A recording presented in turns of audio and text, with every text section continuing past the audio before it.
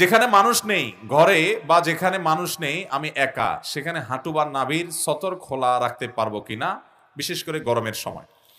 যদি এমন কোনো জায়গায় আপনি থাকেন যেখানে অন্য কোনো মানুষ নেই, ধরুন আপনি আছেন, আপনার স্ত্রী আছেন, তো স্ত্রীর সামনে তো আর আপনার সতর নেই, তাহলে সেক্ষেত্রে, অথবা আপনি একা একা আছেন, সেখানে আপনি যদি হাঁটুর উপরে কাপড় খুলে বসে থাকেন, অথবা আপনি সতরের কোনো অংশ উন্মুক্ত করে বসেন, আপনার কোনো বিশেষ কারণে, গরমের কারণে হোক, অতিষ্ঠ হয়ে বা অন্য কোনো কারণে, এটা জায়েজ আছে।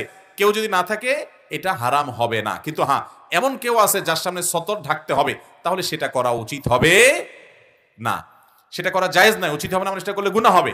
ধরুন আপনার ভাই আছে, বাবা আছে, মা আছে, তাদের সামনে সতর উন্মুক্ত করা যাবে না। এখন তো এমন একটা সময় আমরা পার করছি, অনেক যুবক পোলাপাইন আছে, বাসা বাড়িতে মা বা ভাই বোন সবাই আছে, কিন্তু সে হাফ প্যান্ট পরে ঘুরে বেড়ায়, আছে না নাই? আহা, এই সতর উন্মুক্ত করার কারণে গুনাহ হবে। মানুষের রান এটা সতরের অন্তর্ভুক্ত, এটাই বিশুদ্ধতর মত এবং সতর্কতাপূর্ণ মত, এটাই বিশুদ্ধতর মত, বিধায় আপনি এই রান উন্মুক্ত করবেন না।